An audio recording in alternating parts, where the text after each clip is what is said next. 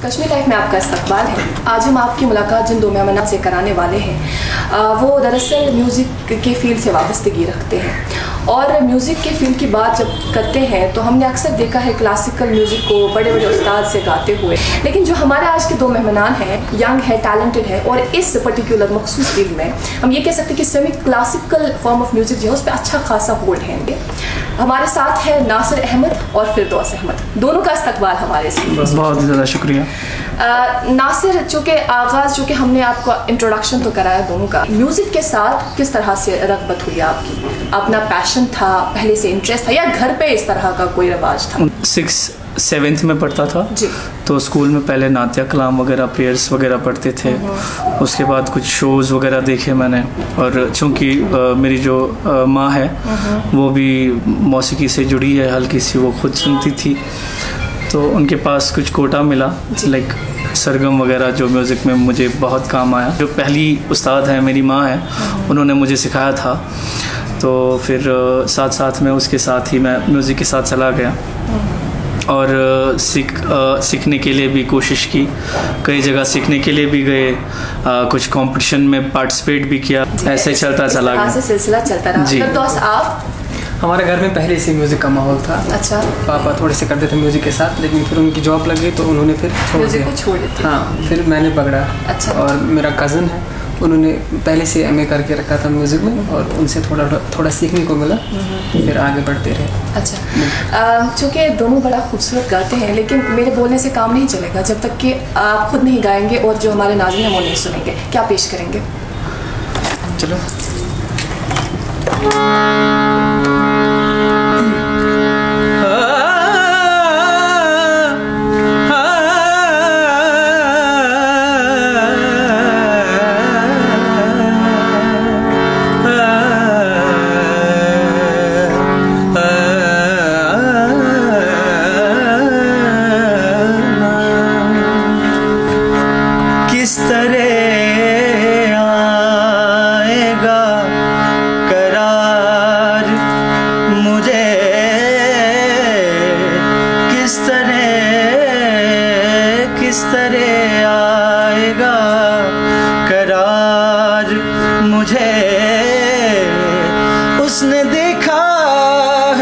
उसने देखा है बार बार मुझे किस तरह आएगा। बहुत खूब, बहुत अच्छा रहा ये। अच्छा, चूँकि आप semi classical form of music के साथ वाबस्तगी रखते हैं दोनों, ये बताएं कि semi classical form of music जो है उसमें क्या क्या आता है? सरगम सीखने पड़ते हैं, पलटाज होते हैं, अलंकार होते हैं, सरगम होते हैं, जमजमा होता है, मींड होती है, कंस्वर होते हैं, खटके होते हैं, और भी बहुत चीज़ें होती हैं, और लाइकारी के साथ भी खेलना पड़ता है, विलंबितलाई होती है, बहुत सारे हैं, बड़े ख्याल छोटे ख्याल होते हैं, तो ये बहुत सीखना पड़ता है और बारीकी से सीखना पड़ता है। और क्लासिकल और सेमी क्लासिकल में एक ऐसा चीज़ रहता है कि इसका एक पर्टिकुलर रास्ता रहता है, आप रास्ते से हट गए तो जो आपकी गायकी है वो फीकी हो जाएगी। बिलखुसूस जब हम कश्मीर की बात करते हैं ना फिरदौस, तो यहाँ हमें इस तरह के उस्ताद नहीं मिलते जिस तरह से अभी नासिर फरमा रहे थे कि ये चीज़ें इसमें आती हैं, तो ऐसा बहुत कम है, बहुत रेयर है कि ये चीज़ें आपको यहाँ के जो उस्ताद हैं हमारे माशाल्लाह काफ़ी अच्छा वो भी गाते हैं, उनका अच्छा होल्ड है, ये सिखाते हो जिस तरह से आप जिक्र कर रहे थे। आपने खुद किन के पास सीखा? पहले तो हमने घर में ही सब कुछ सीखा। अच्छा। सब कुछ नहीं, थोड़ा सा जितना उनको आता था ये सब नॉलेज वही उन्होंने बोला क्लासिकल पे, वो खटके वटके कुछ उन्होंने बोला। वो पहले से घर में ही सुना था। अच्छा, हाँ। एकेडमी कोई ज्वाइन की हो आपने? हाँ, यहाँ पे नहीं कोई। आप खुद सीखे हुए हैं? हाँ, एक्चुअली ये मिल जुल के बैठते थे और इन चीज़ों पे बातें करते थे, फिर हल्का सा यूट्यूब से भी देखते थे। और जैसा कि मैंने आपको कहा कि कॉम्पिटिशन्स में जीता हुआ है, तो कुछ एक आधा महीना मिला किसी गुरु के पास सीखने का। और भी बहुत कुछ है। अभी मुझे लगता है हमने एक समंदर में से एक बूंद निकाली है, जितना हमारे पास है, समंदर अभी बाकी है। बिल्कुल। किन कॉम्पिटिशन्स में अभी तक आपने पार्ट लिया है? हमने कश्मीर की बात करें तो छूना आसमान, आवाज़ दे कहाँ है, मिलेश्वर, और भी कुछ पामागारेसा है। आप नासिर? मैं छूना है आसमान सीज़न 1 का विनर रहा हूँ, कश्मीरी आइडल का रनर अप हूँ, कश्मीर गॉट टैलेंट का विनर हूँ, सिंगिंग सुपरस्टार का विनर हूँ, पामागारेसा का 5th आया था मैं। नहीं रनर अप नहीं था, पामागारेसा में 5th में था। उसमें फिरदौस साहब विनर रहे थे। मिलेसुर में वो जज थे, फिरदौस साहब परफॉर्म कर रहे थे। अच्छा। फिरदौस साहब ने विजय कुमार मल्ला जी का ही सॉन्ग परफॉर्म किया था उनके सामने। वो बहुत खुश हुए थे। वो अपनी कुर्सी से, जज पैनल से उठ के फिरदौस साहब को गोद में उठा के बोला तो चुक मैं मूवल सिर्फ मैं आनी कुर्सी बैठा। ऐसा हुआ फिरदौस? खुद तो आप बता क्योंकि वो खुद नहीं बोलेगा। मुझे याद ही नहीं था। अच्छा, क्या गाया था आपने तब?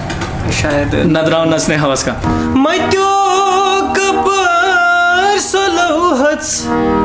नजर गई आवर, मैं त्यो कपार सलब हाथ नजर गई आवर,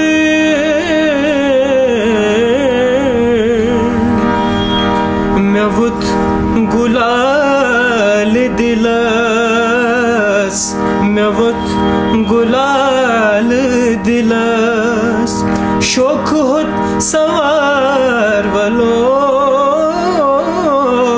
नद्राव नचने हवस का, नचुल गुबार वलो, नद्राव नचने हवस का। आप चूंकि एक अलग जनरेशन को रिप्रेजेंट करते हैं, एक्सपेरिमेंटेशन तो होती होगी ना? जी बिल्कुल। कश्मीरी म्यूजिक के साथ जी करते हैं आप ऐसा? बिल्कुल करते हैं। हमने रिसेंटली एक कश्मीरी सॉन्ग बनाया था, उसमें हमने फ्यूजन किया था उर्दू कश्मीरी, और उसमें हमने ईडीएम किया था use. EDM is like fast music. क्या लगता है आपको, क्या पसंद किया जा रहा है यहाँ? क्या सुनते हैं ज़्यादा? Fast music. और क्या, यहाँ पे बस फास्ट म्यूजिक चलता है। अच्छा, जो आप लोगों के मुशाहिदे में आया वो यही है कि फास्ट म्यूजिक ही चल रहा है। बिल्कुल। यहाँ पे वो मतलब अगर हम गाएंगे, मतलब अगर कोई फास्ट सॉन्ग यहाँ पे रिलीज करता है ना, उसको बहुत सारे व्यूज आते हैं। कि म्यूज़िक जो भी है ये फील एक है, जो एक इंसान अपने दिल की बात अल्फाजों से किसी दूसरे तक पहुंचाता है, और ये डेफिनेटली अगर सच्चे दिल से की जाए, ये उस वाले दिल से दूसरे दिल तक ज़रूर पहुंचेगी।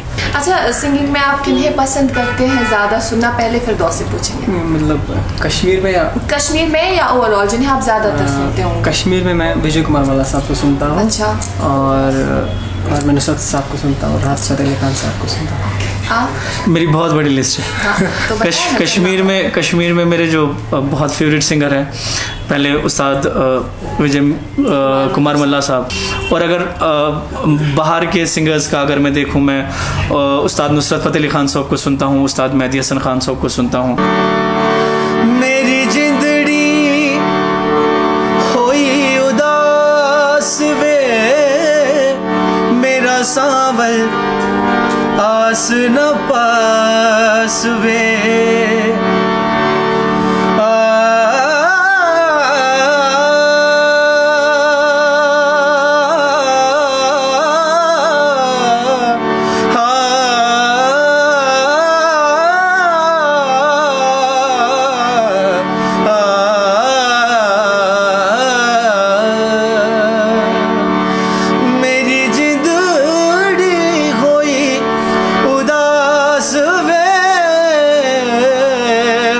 सावल आस न पास वे, मुझे मिले ना चार कहार वे, मेरे लुलू पुकार वे ओ कदे आ मिल सांवल यार वे।